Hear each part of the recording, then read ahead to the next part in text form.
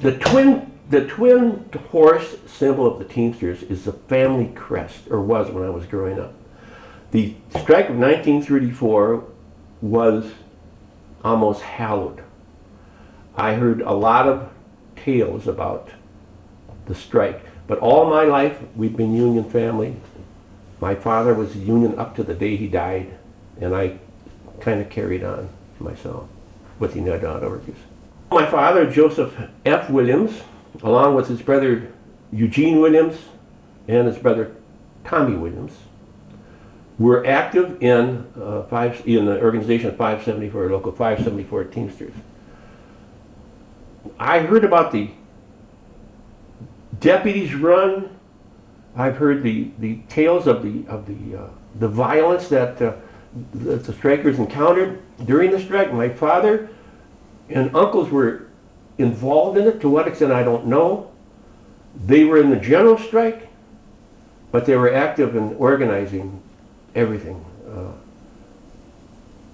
What in particular, I don't know what my dad did specifically, but he was in the midst. He was arrested with the strikers, and his exact, he just would say, well, like, we stopped trucks from leaving.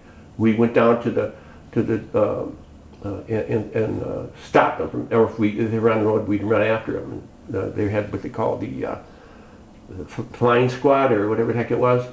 That was very effective. And he talked a lot about the organizing, and like I say, the Dunn brothers were like patron saints of our family. I mean, you couldn't see enough about them, their organizing abilities and stuff. So we heard a lot of that kind of stuff. Brag, my dad wasn't one to brag or anything about anything. But later, other people would say, you ought to be very proud of your dad involved with the Teamsters back then.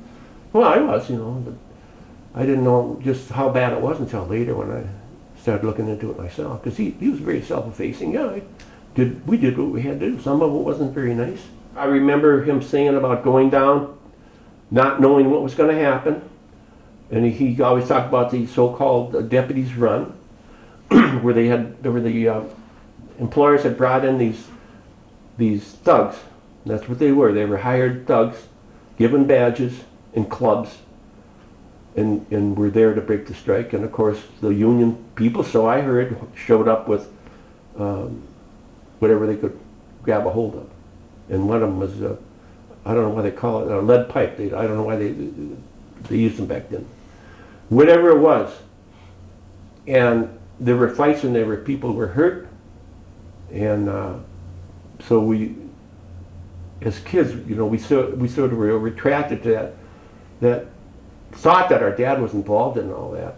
And then you'll see the pictures, like this one iconic picture of strikers holding up a club. A cop is on his knee and he's holding his hand up. That just tears at my heart, because my grandfather, Williams, was a police officer.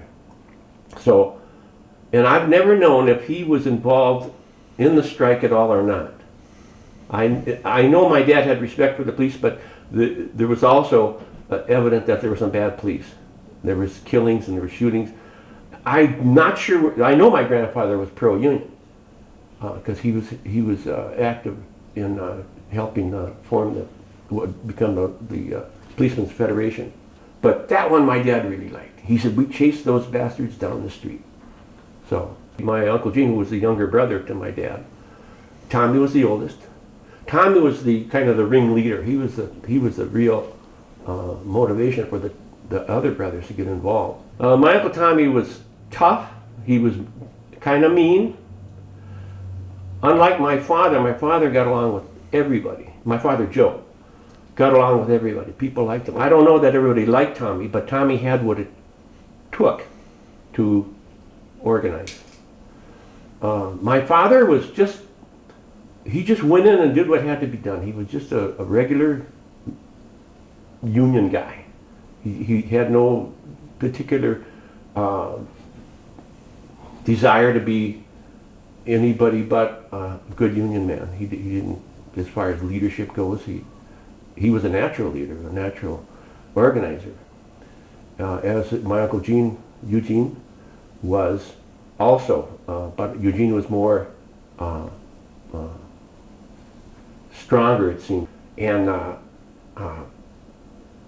the history of that 34 strike especially is just how they had organized so well, how farmers came in and supported the strike. They had strike kitchens, they had a strike newspaper. The general hospital doctors and nurses came in to help with the strike. There was a need for them because there was a lot of bleeding heads and broken noses and whatnot. And the thought of the farmers, I never thought farmers were union, but they supported the strikers, and they had kitchens set up. The women took care of the kitchens. We're back in 34 now. And he was constantly impressed about how things were done. The whole thing, it was organized so well. Because previous to that, this is the first successful strike Minneapolis saw. Before that time, we were known as an open city, and that was it. There were no unions. In the Employers Alliance were making sure that by bringing in thugs, and so this was a pivotal, in my opinion, a pivotal point in labor history. Because until that time, there had never been a contract. Had there been, there used to be what they call sweetheart contracts. It was alleged that Tobin, head of the Teamsters, signed sweetheart deals with the companies, and the membership didn't like it. So that's why when the 574 did what they did, and it was quite a deal.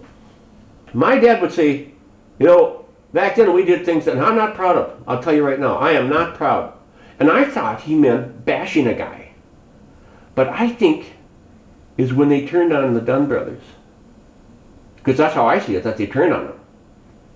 And some say they were in cahoots with FDR or the Democratic Party. I don't know all that stuff. But I know my dad, he always said, there are things that happened back then, Joe. He said, I am not proud of it all. And like I said, I just assumed it was busting somebody in the head with a lead pipe. But now I think it had to do with that, I call it knifing, a stab in the back of the Dunn brothers. I believe the Dunn brothers and a lot of organizers were charged with sedition under the Sedition Act. There was an anti-communist feeling, apparently. I thought perhaps during the Second World War, everybody was buddies because of Joseph Stalin and all that. But then you had your Trotskyists and your factions, and whether or not the Dunns, I think they were Trotskyists. So what? Like my dad said, they were great organizers. They were good people, good men. When they ever talked about the numbers, he always favorable about them. But then I see with the committee at 100, stuck them in the back, or at least the one I'm thinking of. There may have been, was there two of them? I don't know. Yeah. So the one Tommy was on, and apparently my Aunt Vi testified against the people that actually were the heroes, in my opinion. Tommy is kind of an enigma. He appears out of the mist as a leader. My dad worshipped Tommy. He was his older brother. Tommy could do no wrong. In fact, my Uncle Gene Williams, he had a son before my dad had. My dad wanted me to be named Tommy. Well, my cousin Tommy is Tommy, but he doesn't go by that name, or didn't. He went by the name Gregory. Why, I don't know. My dad wanted me to be Tommy, so when I was confirmed, that was years ago, my dad asked me, he said, have you chosen, you have to choose the saint's name? And I said, no, I hadn't thought about it. He said, well, how about Thomas? And well, I love that part about Downey Thomas, that was me, but he meant his brother, my Uncle Tommy, so I took Thomas as the name, and he was very happy with that. But Tommy was just Tommy was bigger than life in the telling. Gene was eventually wound up with 544, and he had a rather checkered, colorful history. Again, depends on who's doing the telling. And my father Joe Williams, was a lifetime union organizer, and he ended up with the local 183 Laundry Workers Union. Oh, 574, please. 574. Boy, I'm very, very proud to wear this union button.